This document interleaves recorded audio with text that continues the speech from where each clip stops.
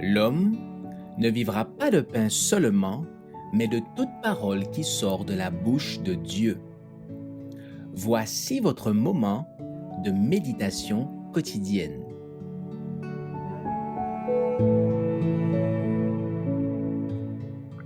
La loi de Dieu est liée à son trône le 13 mars. Ouvre mes yeux pour que je contemple les merveilles de ta loi. Psaume 119, verset 18. Dieu a donné à l'homme sa loi sainte pour mesurer le caractère. Cette loi vous permet de voir, de vaincre chaque défaut de votre caractère. Vous pouvez vous séparer de toute idole et vous rattacher au trône de Dieu par une chaîne d'or faite de grâce et de vérité. Jamais la loi morale n'a été un type ou une ombre. Elle existait avant la création de l'homme. Elle subsistera aussi longtemps que le trône de Dieu subsiste. Dieu ne pouvait modifier un seul précepte de sa loi en vue de sauver l'homme, la loi étant le fondement de son gouvernement. Elle est immuable, inaltérable, infinie, éternelle. Pour que l'homme pût être sauvé, et qu'en même temps l'honneur de la loi fût sauvegardé, il fallait que le Fils de Dieu s'offrît en sacrifice pour le péché.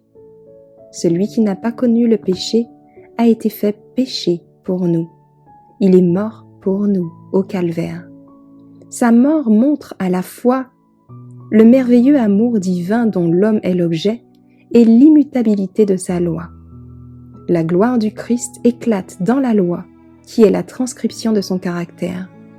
Son pouvoir transformateur agit dans l'âme jusqu'à ce que les hommes soient amenés à lui ressembler.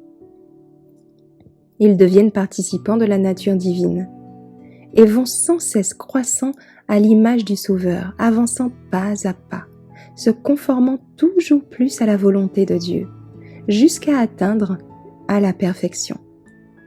La loi de Dieu n'a pas été donnée aux Juifs seulement, elle est une obligation perpétuelle pour le monde entier.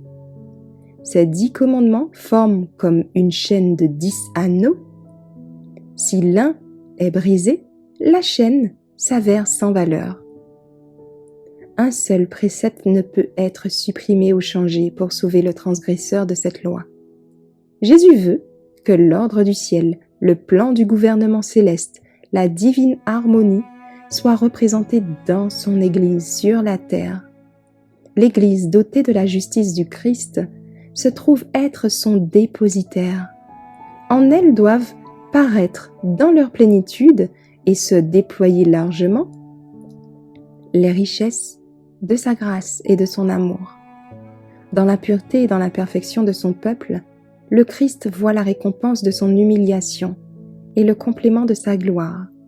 Il reste, lui, le grand centre où émane toute gloire.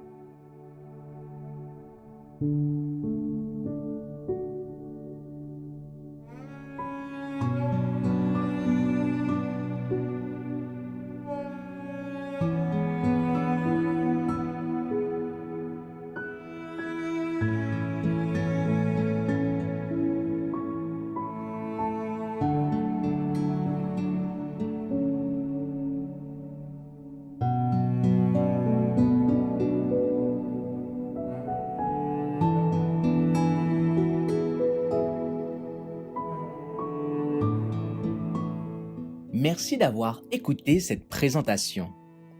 Assurez-vous de nous rejoindre demain pour votre moment de méditation quotidienne avec lereste.org.